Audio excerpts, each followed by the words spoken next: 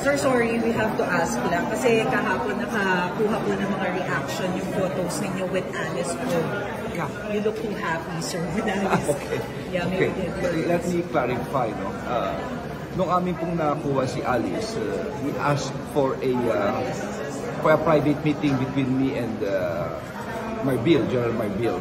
So we went to this room kasama yung mga Indonesian. So mga 5 minutes. So sinasabi niya sa akin at meron daw threat sa kanyang buhay. Ang ginawa ni Chief Marbil, nire-record niya.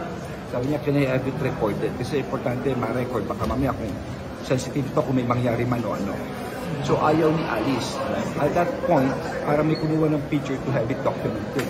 So we looked at the camera, tumingin kami. Siyempre, pag tingin ng ganyan, di wala pa na kung anong ginagawa nito, nagpapakyut pala, di ba? But if we're going to look at it, I was looking straight at the camera, I was looking at her like that. So, yun po ang nangyari. There was no selfie or anything, no? It was a pure na humingi po siya. But what is important here, sana maunawaan ng ating kababayan, nung nagpunta kami sa lugar ng Jakarta, walang kasiguraduhan na makukuha namin siya. Nothing at all. In fact, ang sabi sa akin, I was in Naga at that time, sabi sa akin, dapat pumunta ka ng 1:00 ng umaga. 1 o'clock in the morning. Kung hindi, papakawalan namin siya. So, I have to find isang aeroplano to bring us there. Nakahiram na lang ako sa kaibigan ko. Kasi if we're going to take a commercial flight, marami pwede. Siyempre, pag-uwi mo, saan mo siya isasakay, etc. So, yun, nanghiram ako at walang bayad ni Siko ang gobyerno rito. Walang binayad. This is all, po ito, libre po ito. No?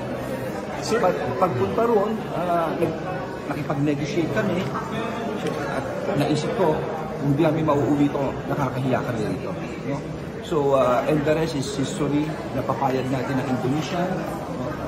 After 1 hour meeting, tapos private meeting, naiuwi namin na